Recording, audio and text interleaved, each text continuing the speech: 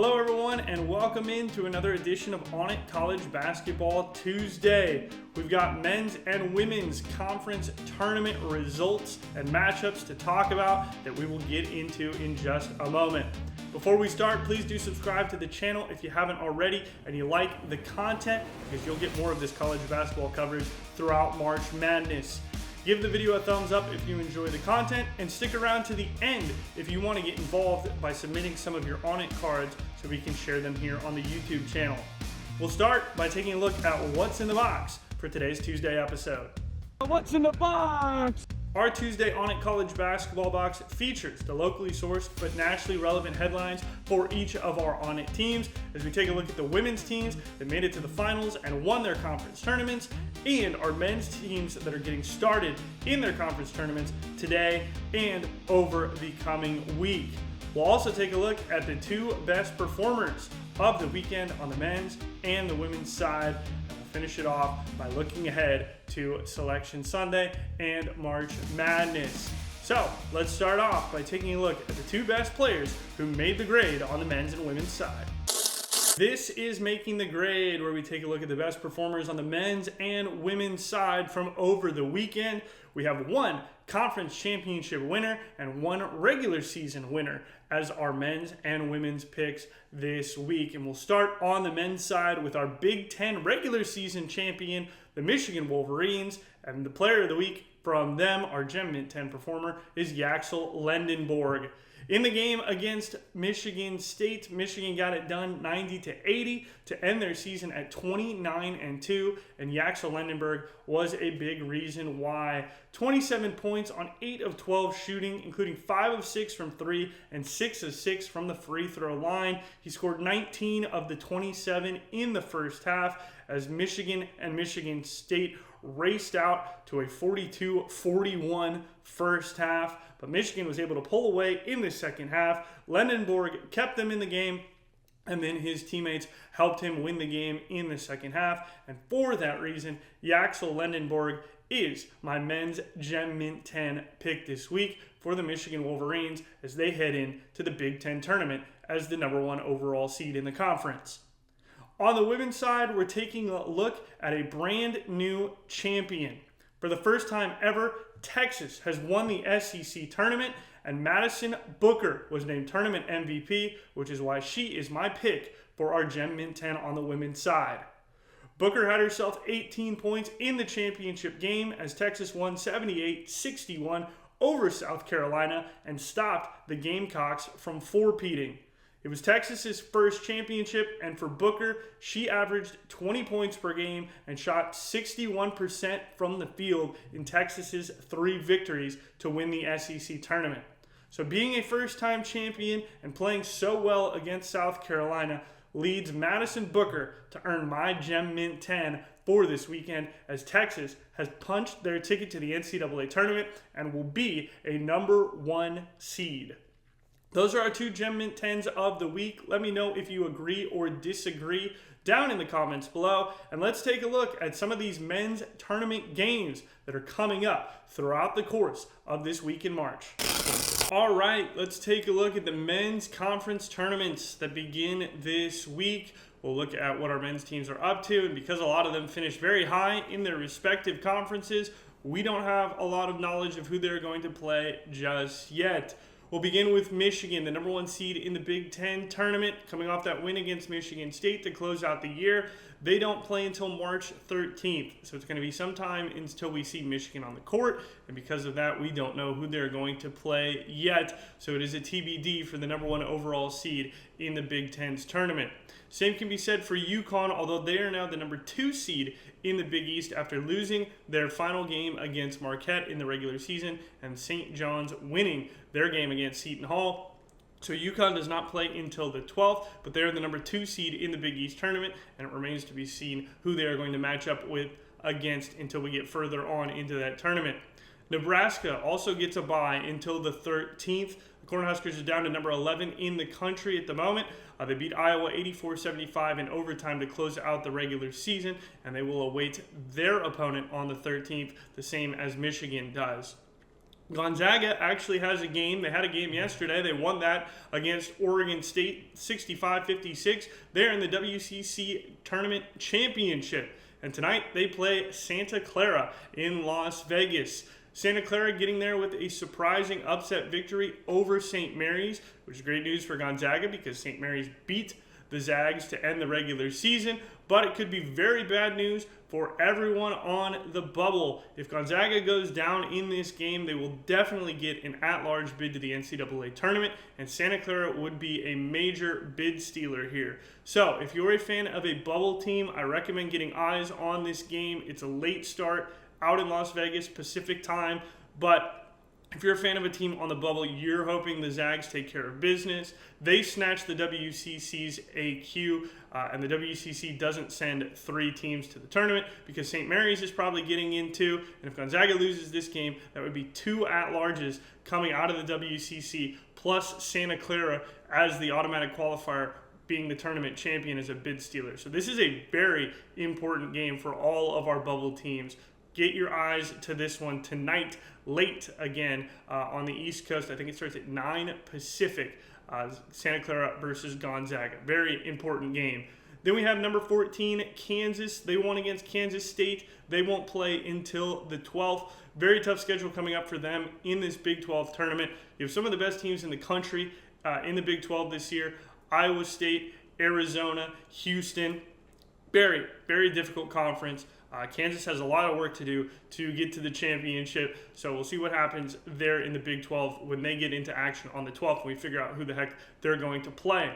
Arkansas is up to number 17. I talked about them teeter-tottering at number 20 and 21 pretty much all year. They're up to number 17 now. Finished the season with a win, 88-84 over Missouri. They'll be in action on the 13th. Once again, don't know their opponent as we go into this week because there's a lot of SEC games that need to be played in front of it. Same can be said for number 18, Purdue, although they have been sliding as of late. Another loss for them, this time against Wisconsin, 97-93. One of the most difficult unranked teams in the country is those Wisconsin Badgers. They are feisty. They pull off another ranked win. Wisconsin is definitely a team that I think that will be into the NCAA tournament as an at-large. And for Purdue, with the loss, they play on the 12th now, so they have to play a day earlier than some of these other Big Ten teams that we've talked about already. So they'll be in action on the 12th. Once again, we won't know their opponent until games wrap up on the 11th. And for our final ranked team, number 25, Tennessee sneaks in at the back of the polls this week. They lost to number 24, Vanderbilt, 86-82 in a close contest. They'll be in action in the SEC tournament on the 12th as well. Got to get through, though, that first round on the 11th to find out who Tennessee is going to be playing. Auburn is a team that is playing in the first round of the SEC tournament, and one of our timeless only schools like Arkansas. You can check these teams out if you're interested in men's, women's basketball, or really any of the sports that we provide through Timeless. You can find them online at onitathlete.com. But Auburn is in action against Mississippi State tomorrow on the 11th. That'll kick off the SEC tournament. They are in one of the first round games. They are making a claim that they should be in the NCAA tournament because they have a win at Florida, which is by far the best team in the SEC this year.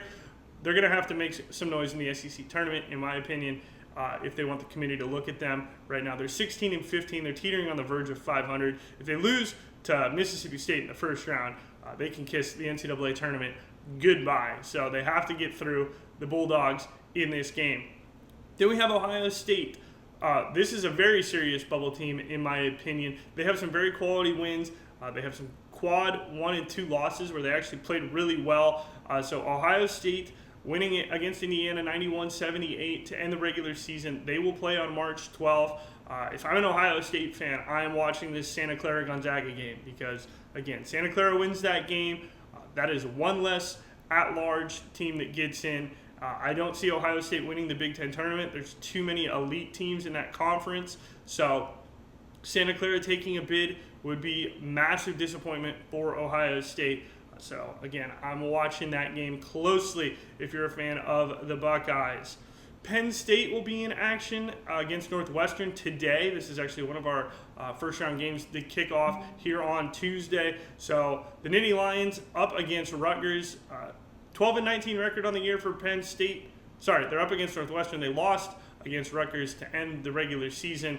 That final score of that game, 74-62. Penn State, a very sub-500 record, not getting into the NCAA tournament under any circumstance unless they win the Big Ten tournament.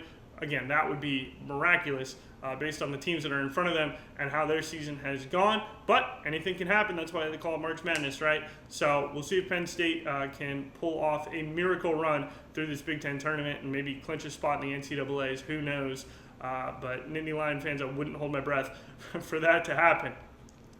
Then we have Texas. They're in action tomorrow against Ole Miss. Again, a bubble team. Don't have a whole lot of solidity on that bubble for Texas. They could definitely go either way. Could flip-flop in, could flip-flop out. Big Steelers are going to be important for Texas. So, again, Santa Clara Gonzaga, that's a huge game with Santa Clara reaching the WCC championship. Longhorn fans, keep your eye on the result of that game because it could keep you out of the tournament, regardless of what you do in the SEC tournament if Santa Clara steals a bid. So that's what I got my eye on if I'm a Texas fan. For Texas A&M, 3 overtimes it took to beat LSU to end the regular season, 94-91, but they got it done, and they earned themselves a first-round bye, so they don't play in the SEC tournament until the 12th. That's when we'll see Texas A&M in action, and we'll figure out who their opponent is. Then we have UCLA beat USC pretty handedly, 89-68 to end their regular season in the Big Ten. They'll play on the 12th. Don't know their opponent. Very similar story as we've heard for a lot of these teams. And lastly, West Virginia did enough in the Big 12 to get a day of rest. So they will play on the 11th, which is tomorrow. We'll figure out their opponent later on today. But West Virginia gets a bye in the Big 12 tournament. Like I said about Kansas, this is one of the best conferences in the country. It's really top heavy, and so getting drawn against some of those really top squads will make your life very difficult if you're West Virginia, but who knows, anything can happen. So that's what we're looking forward to in all of our men's games this week. Our women's conference tournament's wrapped up, and we're going to take a look at our champions now. With the women's conference tournaments finishing up last night, we have 3 different champions from 3 different conferences, of course. We'll start off with the number 1 UConn Huskies, undefeated all season long. Nothing changed in the Big East tournament. They rolled Villanova 90-51 in the championship game to win another Big East crown. And the UConn Huskies should go into the NCAA tournament as the number 1 overall seed. There's certainly some question between them and UCLA. UCLA played a bit of a tougher schedule when you look at the ranked opponents, but UConn beat everyone that was put in front of them, and they did it soundly. So I would have a hard time taking UConn out of the number 1 overall seed spot, but that decision's not up to me. That'll be up to the committee when the women's selection show occurs. So we are waiting to find out who UConn will play and what seed they will be in the women's tournament when the selection show happens later on this week. But they are the Big East champions and still undefeated in the regular season. UCLA is our Big Ten champions. They go back to back, and they won the regular season and postseason tournament for the first time in school history, which is kind of crazy considering UCLA's rich tradition of basketball on both the men's and the women's side. But they did it on the women's side for the first time in their history. Regular season champs, followed up by tournament champs, and they go back-to-back in the Big Ten Conference Tournament. They have just 1 loss on the entire year. They destroyed number 9 Iowa in the championship game, 96-45 against a top 10 team in the country. This UCLA team is unbelievable. I have no doubt that I will see them in the Final Four, if not in the championship game this year. They are that good. They have an argument certainly to be the number 1 seed based on just the 1 loss and the fact that they have demolished teams that are inside the top 10 and inside the top 25, even teams inside the top 5 they have ran over. So this team is really, really good, and they are an incredible team that I'm looking forward to watching in the NCAA tournament. And our last champion is Texas. Our timeless only squad wins the SEC tournament for the first time in their history, and they do it by spoiling South Carolina's opportunity to four-peat The Gamecocks had won 3 SEC tournaments in a row, but Texas comes in, takes them down 78-61 here this year, behind a 14-0 run to start the game. Really incredible stuff there from Texas, and congratulations to them on their first SEC tournament championship. And they will be a #1 seed going into the NCAA tournament. They were number 4 in the country, right behind South Carolina. With a second win this season over the Gamecocks, you have to put Texas as at least the #3 overall seed in this tournament. So we'll find out how that happens for them on the selection show. But those are our 3 women's champions. South Carolina, Michigan, and Ohio State all will make the NCAA tournament as at-large selections, have no doubt about that. South Carolina was number 3, Michigan was number 8, and Ohio State was number 11 in the top 25 going into their conference tournaments. So they are all assured of at-large spots in the NCAA tournament, and we'll keep up with them throughout the remainder of their seasons as they try to make it to the Final Four and potentially the national championship. Those are our women's champions and teams that will be in action here throughout the NCAA tournament, and that is all the time we have today.